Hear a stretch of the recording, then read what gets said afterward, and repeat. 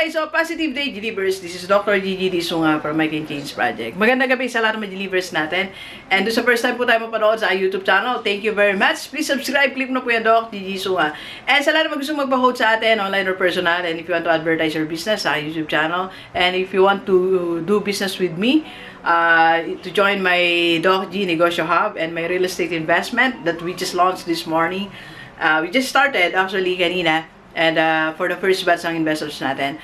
So, soon yung ating mga second, third, and fourth batches. Okay, so, before the end of the year, siguro, baka ilang lupa tayo, okay? So, wait lang po kayo. Alright, so, practice being strong in life. So, nababasa niyo po ba? So, being strong in life. Gawin natin siya, ganito kaya, I use the term practice.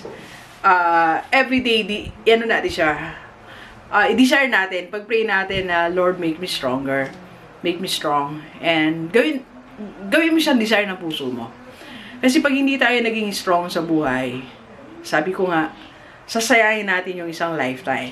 At yung isang lifetime, pag nawala na yung isang yan, wala na siyang kapalit. Wala na susunod. Isa lang, di ba? One lifetime. One lifetime. So, sabi nga ay, sulitin natin siya. At hindi natin siya nasusulit, hindi natin na attain yung maximum na buhay dapat natin. Kasi minsan, eto tayo, okay? Eto yung achievement dapat natin eh. Di ba? That's the maximum. Pero minsan nandito lang tayo. Kasi hindi tayo nagiging strong sa buhay. Alright? So, hindi natin naabot yung maximum na dapat natin kitain, maximum na dapat naging success natin, maximum na dapat number of places na travel mo, maximum na dapat na business na nagkaroon ka, good relationship na nagkaroon ka, hindi natin na-attain kasi nga, we are being blocked by this. Hindi tayo naging strong. Okay? And before we continue, I want to show you this. I want to read the definition of strong para mas malinaw tayo. Okay? Malinaw po ang ating pag-uusap ngayong gabi. Okay? Gabi na eh. Medyo, ano na si Doc, mukha na siyang pagod. Pero, just, pag may naisip kasi ako, ganun ako, ayokong tigilan eh. Kaya, sabi nga ng team ko, Doc, are we doing this? Yes, we're doing that, all this. Diba? So, lahat ng naisip ni Doc G, ginagawa niya. Late na kasi ako nag-start to mature in life, diba?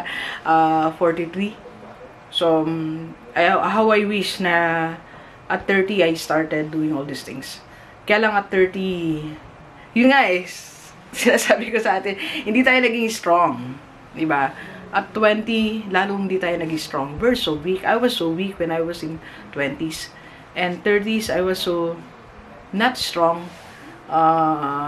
Something like that. Okay, so, kaya ngayon lang tayo, sinusulit natin yung panahon ngayon na dapat kong ginawa 10 years ago, 20 years ago, ngayon ko siya sinusulit. Okay? So, this the definition of strong is, it shows courage in spite of the fear. So, yun yung being strong. You have courage.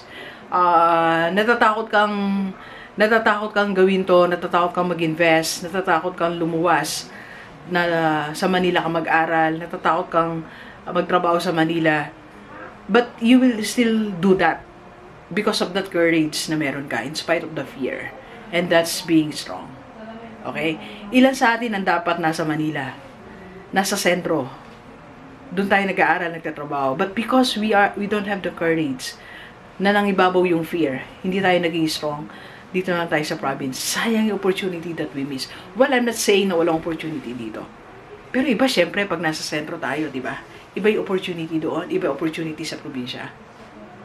And that's siguro one of my regrets. Kasi I was there na eh. Nandun na ako noong 2002 for 1 year. Hindi ko pa siya sineryoso eh. I have a good position then. Assistant Program Manager. Funded by World Bank. Funded by, European Union. Community Development Specialist. I got to travel to different provinces of our country. So yun na yung, kaya lang, nawalan ako ng courage. Nahirapan ako sa situation, circumstances. So I stopped it. Because I was not strong that time. Okay? So, be strong. That means you show courage in spite of the fear. In spite of the fear that you have. And, this is what I like. Strong when you can handle the most difficult situation in the best way that you can. So, dalawa. You can be stronger. Ano po natin? You can be stronger or you can be strong by handling the difficult when you have difficult situations. Okay? And yet, you still under it the best way that you can. Yun ay strong. When you are in the most difficult situation in your life, na manage mo pa rin siya. Na hindi ka pa rin naging broken. Hindi ka pa rin nasira. Di ba? Minsan, pag nasa difficult situation tayo, doon tayo bumibigay, di ba? So, we are destroying our own life. Pag nasa most difficult situation tayo, mas sometimes, nagkakaroon tayo ng wrong move. So, doon tayo nagwawala, di ba? Doon tayo napupunta sa bisyo. Doon tayo napupunta sa paggawa ng masama. And worse, nadidepress tayo. Nagkukumit ng suicide. That's not the best way. To handle the most difficult situation in your life, in the best way, that's being strong. Okay? Hindi best way yung paglulugmok. Alam mo yung lugmok, yung nagkukulong sa kwarto, di ba? Yung umiinom.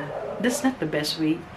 Yung nanunumbat ng kapwa, umiiyak everyday. That's not the best way. Yung wala nang gustong gawin sa buhay. That's not the best way. Okay, it's not the best way. So, Doc, bakit ba kailangan natin maging strong?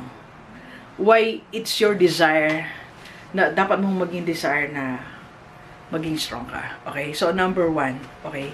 Number one, bakit kailangan natin maging strong? Because sa buhay natin, madami tayong ma-experience na failure in life. Diba? Ang daming failure. Failure sa business. Diba? Ako, I have my own fear of failure sa business. Madami. Simula pa lang, junk shop pa lang, failure na. And even now, may mga nilolaunch ako na nag-fail. Okay, I have to admit that. So, may mga nag-fail na nagbe-break even lang ng mga business. So, tinatanggalan natin. Di ba? And, business partnership na nagpe-fail din. So, it's okay. Okay. So, may failure din sa investment. So, may failure din ako sa investment. So, nag-invest din tayo sa tingin ko. Dapat tatay, hindi ako dito nag-invest. So, may mga una tayo investment. Like, 10 years ago, 15 years ago, I had my first investment na nag-fail. Okay? So, ano pa? Failed relationship, di ba?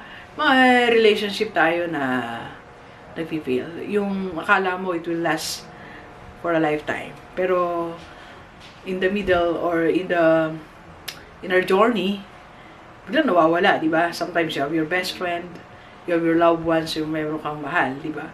Na nawawala, failed relationship, boss and employee relationship, nag-fail. Relationship as co-worker, nag-fail. Family relationship, neighborhood relationship. Ang daming failure sa buhay natin. Diba? Ang daming failed relationship na it hurts at a lot. It hurt. Diba? Nasasaktan tayo. It hurts us a lot na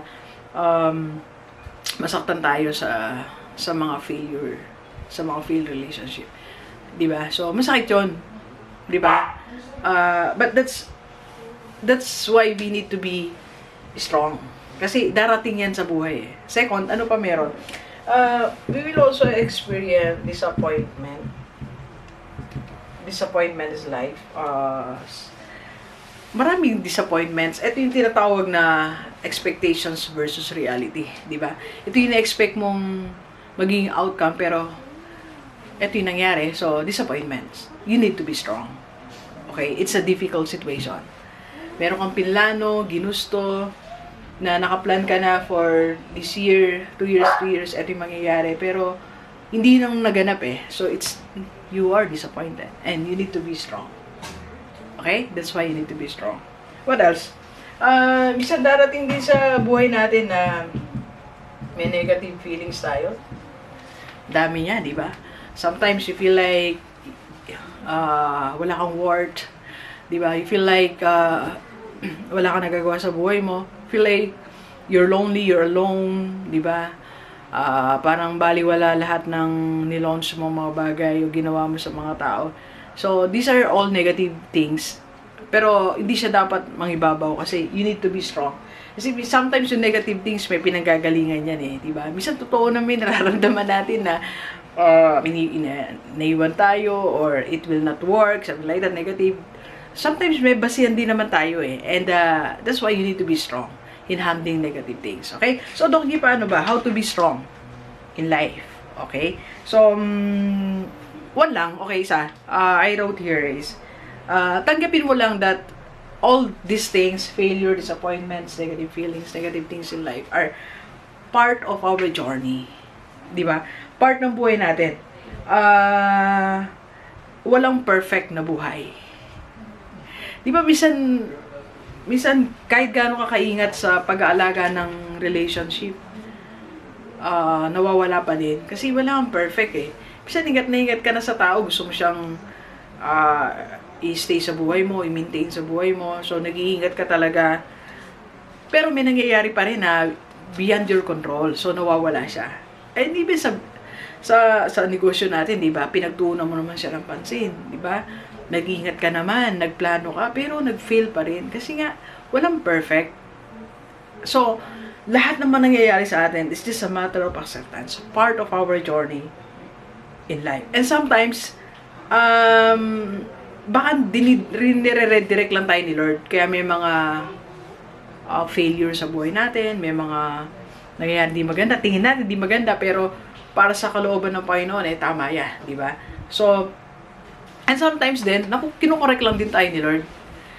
Baka na mamaya, masyado kang naano sa mali. Baka mali na pala yung business partnership nyo. Baka mali na pala yung relationship nyo. Baka may mali na palang nangyayari. So, kinukorek lang ni Lord. And, kaya you have to be strong. Kasi part lahat yan ng, sabi nga, kabilang tayo sa isang web of life. Diba? Lahat ng yan nangyayari, lahat connected yan. If you just sit down and analyze things, may mga connection. But nasa ibang bansa ka, bigla ka na uwi. Kasi baka kailangan na ng pamilya mo, di ba? Or masaya naman kayo ng kaibigan mo, bakit kailangan nyo magkahiwalay? Kasi baka naging komportable kayo, wala kayo na-accomplish. Di ba? Or maayos naman yung negosyo mo, bakit kailangan mo stop? Baka kasi hindi naman siya nakakatulong, hindi siya pang long term. Ngayon lang siya. So you need to start a long term business. So something like that. Maraming reasons. That's why sa lahat ng failure natin, disappointments, negative things, you need to be strong. Okay? Again, litin natin, strong in the midst of disappointments on where things are not, litin natin when you are in a difficult situation, you will still do the best way. Diba? Yung hindi ka pa rin masisira, you damage yourself. Okay? Alright, so if you want to be coached by me, kung gusto magpa-coach sa akin, so message ka lang so that I can help you to start all over again or how to launch anything in your life. I have ongoing pa rin ang 6-month masterclass natin. Okay? Alright, so please share this video sa lahat may bigyan natin, kahit OFW o dito sa Pilipinas, para sama-sama tayo bago tumula dating buhay. Alright, so thank you very much, Gigi. Enjoy the rest of the day, yeah? Let's go.